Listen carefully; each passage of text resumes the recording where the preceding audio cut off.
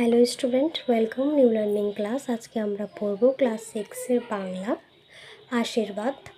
কাল লেখা দক্ষিণারঞ্জন মিত্র মজুমদার। তোমরা এই গল্পটা রিডিং পড়ে নিও, আমি এটা পড়ছি না, পড়তে গেলে ভিডিও অনেক বড় হয়ে যাবে। এই অধ্যায়ে যে প্রশ্নগুলো রয়েছে আজকে চলো আমি সেগুলো ডিসকাস করে দিচ্ছি, ঠিক আছে? দেখো কি বলছে, কবি 1877 সালে জন্মগ্রহণ করেছিলেন, 1956 সালে মারা গিয়েছেন।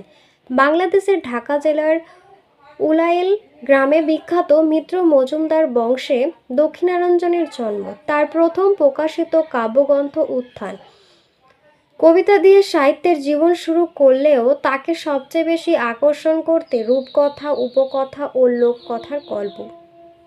গ্রামে গ্রামে ঘুরে বৃদ্ধ বৃদ্ধাদের মুখের গল্প কথাকে সংগ্রহ করে নিজের মতো করে মূল কাহিনীটি লিখতেন। দক্ষিণারঞ্জন 1930 থেকে 1933 খ্রিস্টাব্দ পর্যন্ত বঙ্গীয় বিজ্ঞান পরিষদ এর সভাপতি ছিলেন।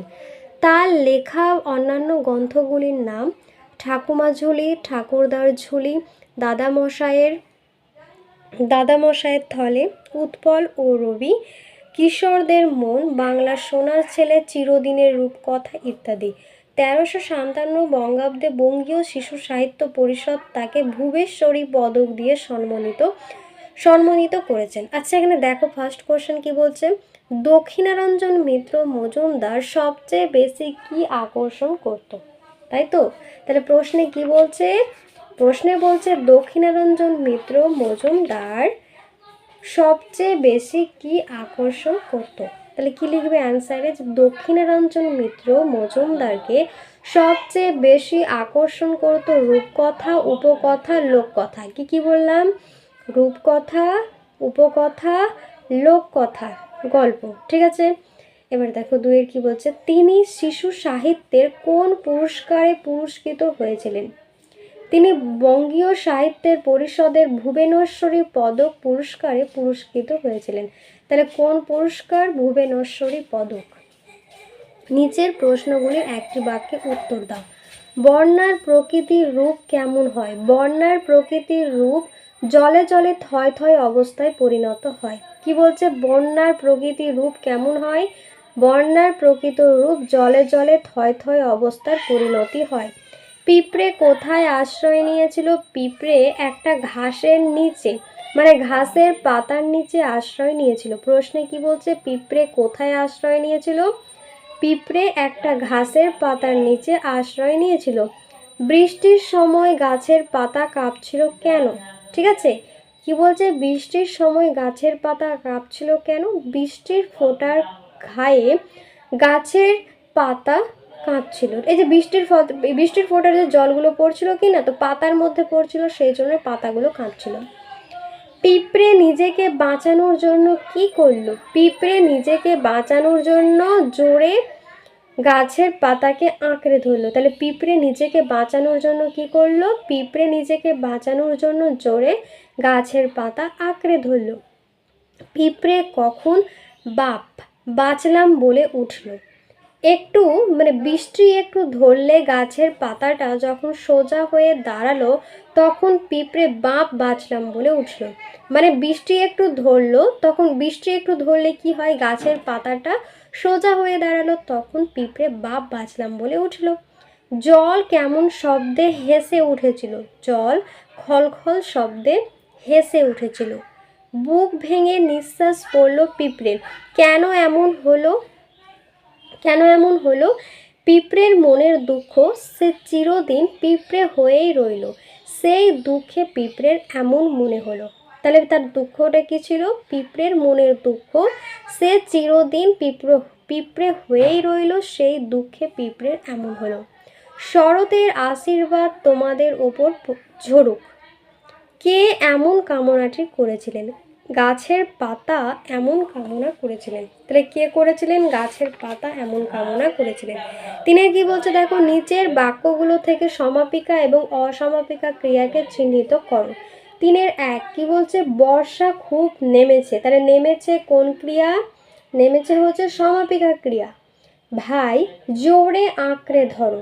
আঁকড়ে কি? এই যে আঁকড়ে হচ্ছে অসমাপিকা ক্রিয়া, আর ধরো হলো সমাপিকা ক্রিয়া। এক ঢোক জল খেয়ে পিঁপড়ে আর কিছু বলতে পারলে না। তাহলে এই যে খেয়ে বলতে আর পারলো, কি বলছে, এই যে খেয়ে বলতে আর পারলো, এটা হচ্ছে কি, এটা হচ্ছে অসমাপিকা ক্রিয়া।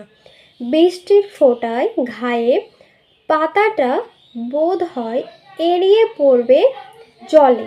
তাহলে এই যে এখানে কি বলছে, পড়বে, পড়বে কি, পড়বে হচ্ছে সমাপিকা ক্রিয়া, আর এলিয়ে, এলিয়ে আরেকটা হচ্ছে হয়, এটা হচ্ছে অসমাপিকা ক্রিয়া। শিউরে পাতা বলল, ভাই তেমন কথা বলো না। এই যে বলো, এই যে বলো, এই বলোটা কি, এই বলোটা হলো সমাপিকা ক্রিয়া, আর বললে, এই যে বললে, বললে হচ্ছে অসমাপিকা ক্রিয়া। এবার দেখো কি বলছে, সকর্মক অকর্মক ক্রিয়া চিহ্নিত করো। সারাদিন রাত খাটি, কি বলছে, সারাদিন রাত খাটি, এখানে অকর্মক আর সকর্মক খুঁজে বের করতে হবে। সারাদিন রাত খাটি, এটা কি, এটা হচ্ছে খাটি, খাটি হচ্ছে অকর্মক।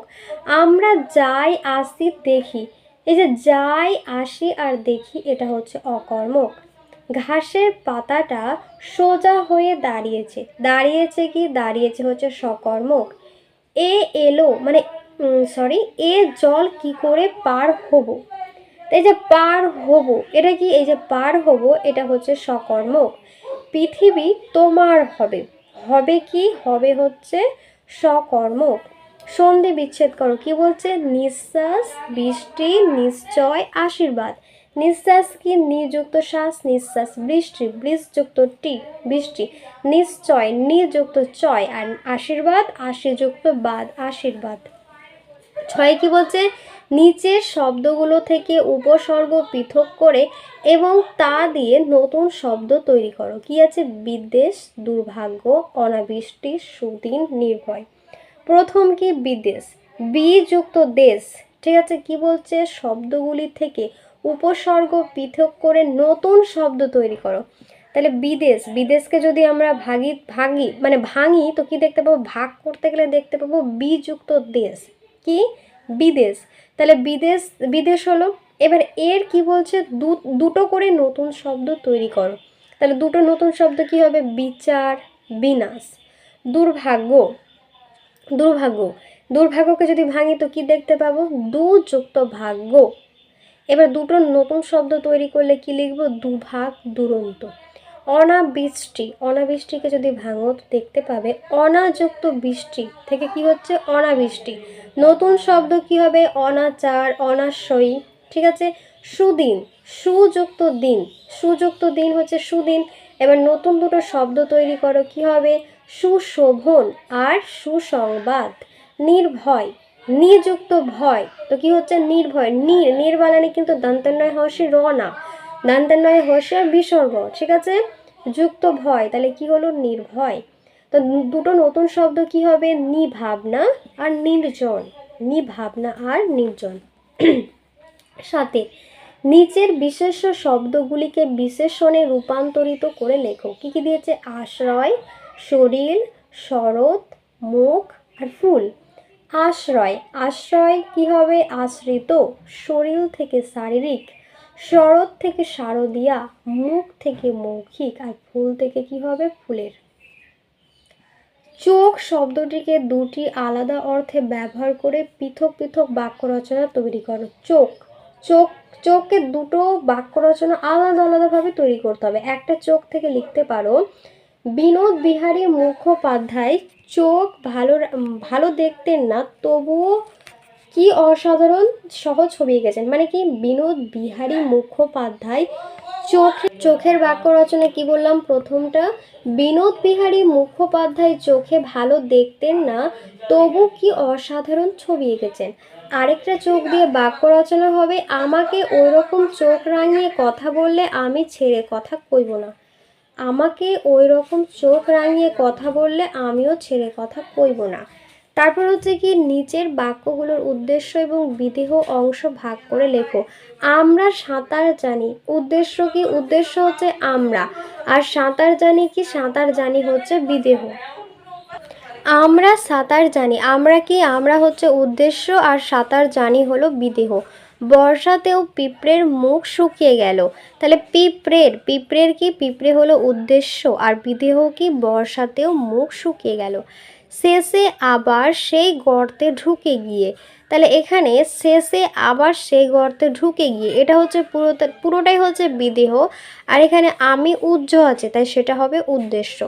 খলখল করে হেসে উঠল জল, তাহলে জল কি, জল হচ্ছে উদ্দেশ্য, আর খলখল করে হেসে উঠল কি, বিদেহ। পৃথিবীর সবারই হোক, তাহলে পৃথিবী কি, পৃথিবী হলো উদ্দেশ্য, আর সবার হোক এটা হচ্ছে বিদেহ। নির্দেশ অনুসারে প্রশ্নের উত্তর দাও। কি বলছে, আমরা সাঁতার জানি, আমরা হাঁটতেও জানি, আমরা সাঁতার জানি, আমরা হাঁটতেও জানি, এবং দিয়ে বাক্য দুটোকে যুক্ত করতে হবে। অর্থাৎ এখানে কটা বাক্য রয়েছে, দুটো বাক্য রয়েছে, এটাকে এবং দিয়ে সেই দুটো বাক্যকে একটা বাক্যে পরিণত করতে হবে।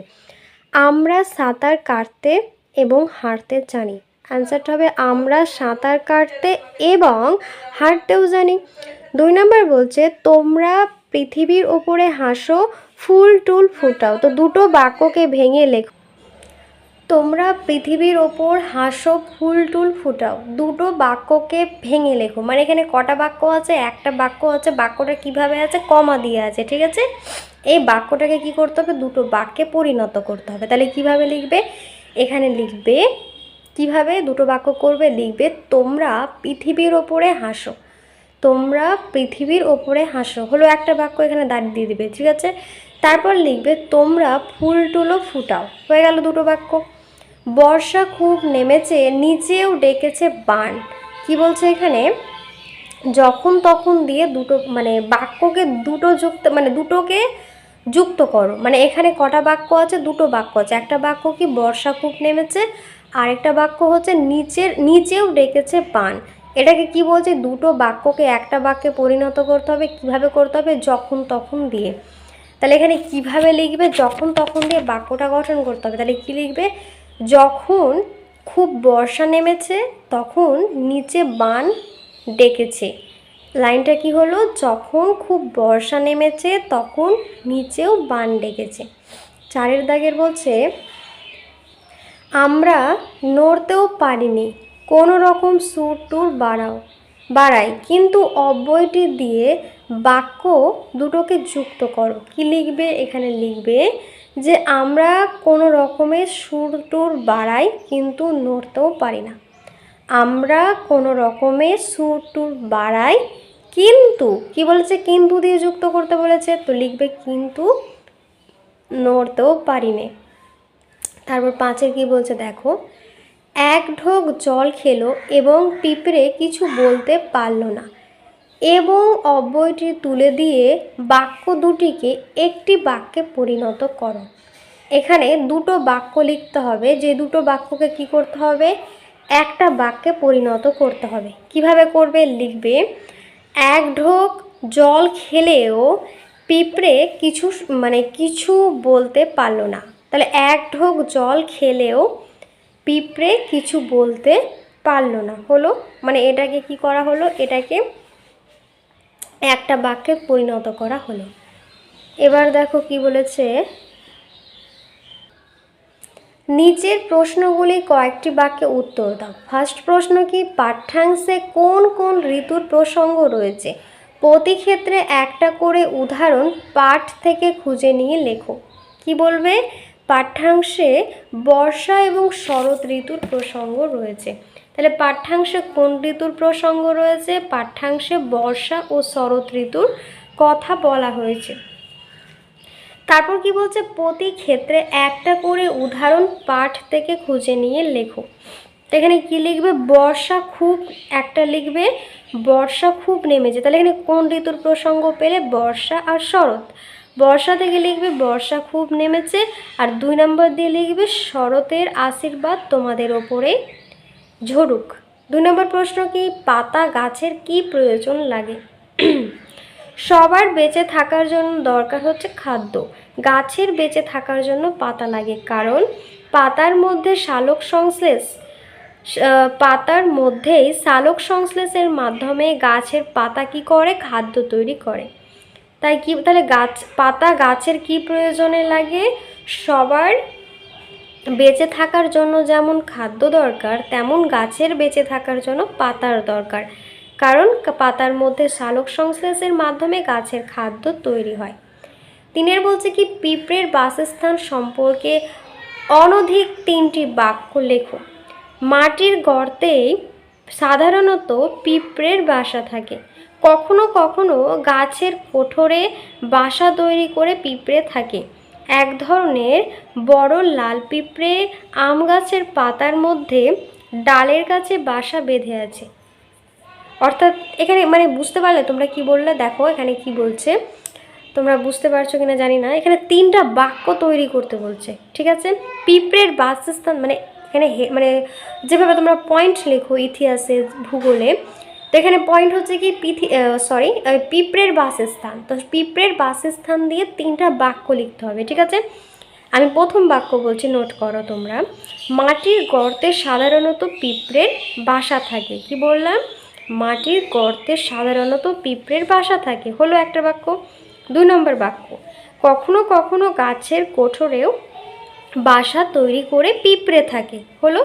3 নম্বর লিখবে, এক ধরনের বড় লাল পিঁপড়ে আম গাছের পাতার মধ্যে ডালের কাছে বাসা বেঁধে থাকে, হয়ে গেল 3টে বাক্য। এবার দেখো 4-এর কি বলছে, 20টি পাতাকে কোন পরিচয়ে পরিচালিত করেছে? 20টি গাছের পাতাকে পিঁপড়ের একজন সত্যিকারের বন্ধুর পরিচয়ে যেন পরিচালিত করেছে। কি বলছে? 20টি গাছের পাতাকে পিঁপড়ের একজন সত্যিকারী বন্ধুর পরিচয়ে যেন পরিচালিত করেছে। তারপর বলছে দেখো, সবার কথা শুনে পিঁপড়ে কি ভাবলো? সবার কথা শুনে পিঁপড়ে ভাবলো, আহা, পৃথিবী কি আবার তার হবে? তাহলে সবার কথা শুনে পিঁপড়ে কি ভাবলো? পিঁপড়ে ভাবলো, আহা, পৃথিবী কি আবার তার হবে? 6-এর প্রশ্ন কি বলছে, প্রকৃতির বুকে শরতের আশীর্বাদ কিভাবে ঝরে পড়ে? বর্ষার সময় যে খাপকে জলে ডুবিয়ে কাদায় লুটিয়ে গুলিয়ে চলে যায়, শরতের তারায় যেন কাশবন হয়ে ফুটে ওঠে। মেঘের ফাঁক দিয়ে সূর্যের চোখও যেন হাসে। এভাবেই পৃথিবীর বুকে শরতের আশীর্বাদ ঝরে পড়ে।